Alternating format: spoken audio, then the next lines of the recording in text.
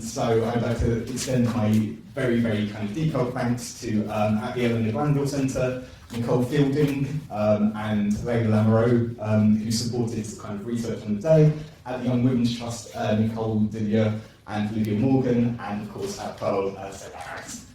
without whom none of this stuff would have got done. So the background to this is my research has kind of looked at people's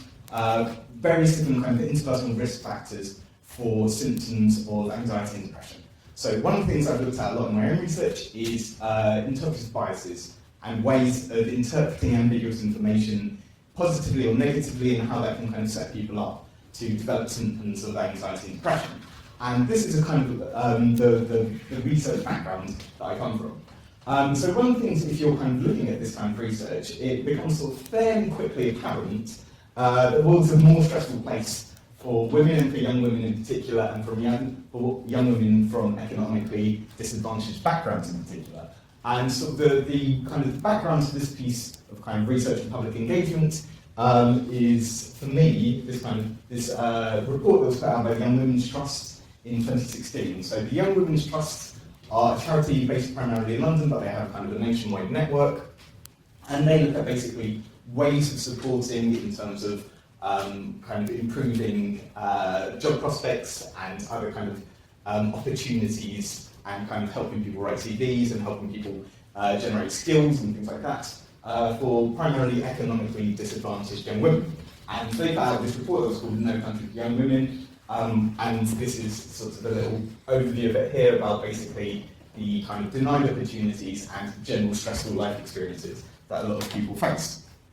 So one of the things I was kind of interested in is developing my own research towards this kind of area. Now, I kind of mentioned that the stuff that I've looked at in the past is these kind of interpretive biases, these ways of kind of seeing the world as a more negative place. Now, this isn't the full story when it comes to symptoms of anxiety and depression. It's not, the onus isn't only on the person themselves to overcome symptoms, but these are things that are important risk factors. And I was thinking about this and thinking about kind of experiences of gender stereotyping. And there's an area in psychology called stereotype threat, where if you're presented with information that kind of reinforces stereotypes, it makes you kind of believe in them more, and this has been kind of looked at and kind of replicated in the past. So the background to kind of the public engagement stuff I was interested in looking at is, I wonder how this kind of experiences of gender stereotyping and other forms of stereotyping might play into seeing the world as a more negative place, which previously we've established can be sort of very closely linked to symptoms of anxiety and depression. So with this, the target for this kind of the work that we were doing together was looking at young women from economically disadvantaged backgrounds. Economically disadvantaged backgrounds is a very loose term, you'll note. That kind of the Young Women's Trust had sort of a fairly wide remit, but specifically when we were kind of looking at this this event, what we were kind of doing was looking at people who have, no experience of higher education and kind of other opportunities like that, people who tend to be in some very low-paying jobs, young women basically under the age of 25, typically don't have a lot of contact with universities, however civic they may be, and things like that. So what we were kind of looking at here is, I think for me this is kind of a crucial point here, is that these kind of, even though psychology is a very, very kind of at undergraduate level predominantly female subject, not a lot of people doing this kind of research, even when it's about young women's experiences of stereotyping, are necessarily these kinds of young women, especially from economically disadvantaged backgrounds. You'll note, obviously, that I am not a young woman, and as the time marches inexorably onwards, I become less and less young. What we wanted to kind of do is, rather than me basically coming up with a bunch of ideas about what women's experiences of gender stereotyping looks like, just kind of hand out to people who are a lot more kind of informed about these kind of things. So these are my very, very selfish reasons for doing this kind of stuff. I wanted to be able to do good research. A lot of the kind of background area of this kind of research uses us to kind of stimulate to either reinforce or to challenge experiences of stereotyping, uses Adverts, weirdly, is the kind of stuff I use. So it's very, very easy to find adverts that reinforce stereotypes. If you ever are looking to buy any special K, pretty easy to find that kind of stuff. But I was kind of a bit more worried about in the kind of the existing literature that what are supposedly kind of subversive, gender subversive stimuli are adverts, which are always trying to sell people stuff. So I think there's certain problems with using these kind of stimuli in research. So what I wanted to be able to do is develop a completely new set of stimuli about experiences of either experiences of stereotyping or ways in which stereotyping might be subverted, and basically to generate these from kind of the target audience themselves. So what the idea was to do a day-long workshop where we would get this kind of information, but also where we basically don't just take from the target audience, we try and do something kind of useful as well that is of some use and some kind of skill share. So these are the marginally less selfish reasons for doing the kind of public engagement. So the Young Women's Trust, as I mentioned before, one of their big things is developing skills in people who might not have the highest number of marketable skills in terms of the networks they work with. So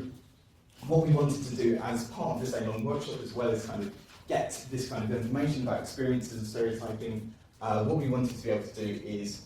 help the young women that we were working with in developing research skills so that they could go out and start designing and producing their own research. Initially in collaboration with Young Women's Trust, but hopefully kind of further and further on in their own right as well. So the workshop that we kind of developed in the end was sort of a day-long workshop, and it looked something like this, sort of fairly simple. It's not really kind of anything too innovative here. So what we had in the morning was a focus group with young women, kind of talking and sharing experiences of stereotyping. Once again, I took a bit of a back seat on this, so I'm very, very indebted to Layla. Who's at the back. In terms of running the actual focus groups themselves, talking about basically aspects of stereotyping across life, at school, at work, in the home, but also talking about positive experiences, about where things may have gone against stereotyping in the past, where people might have thought better of things, or where people might have been in situations where they were doing non-stereotypical things, and basically how they felt about them. So these were all kind of gathered in this focus group in the morning, and then in the afternoon, basically we ran a session about how to kind of design social research, kind of pitfalls that people run into when thinking about social research, how to conduct interviews, how to put questions together. So there was a sort of very small kind of seminar-like approach to begin with, and then what we started doing was applying this to one of the Young Women's Trust's current research streams, which was looking at kind of experiences of being in job centres. So what we were doing was helping young women kind of tailor and develop their questions if they were looking into this kind of research project of how to conduct a set of interviews with people about their experiences of job centres, how they could go about doing that effectively and scientifically. So, in terms of impact then, what we got out is I got a bunch of lovely stimuli that I can use then in future research. I'm keeping in contact with the Young Women's Trust, so we're going to try and develop these and kind of improve them and continue to improve them in future to make these more realistic and hopefully make this in terms of better science. And the other thing, I put these slides the other way around that I was a bit, I'm afraid, but so that was the one I was talking about study materials, and then in terms of the Young Women's Trust, women who we were kind of teaching about research skills have been kind of going out conducting these interviews, and what we're hoping to do a bit more in future is kind of keep in contact with them, and then hopefully kind of develop maybe a kind of informal research support network where the nationwide contacts of the Young Women's Trust, we can kind of be in contact with them and help them kind of devise and design and refine research in future. So that's what we're kind of hoping to do, and thank you to everyone for helping it go so far. Thank you.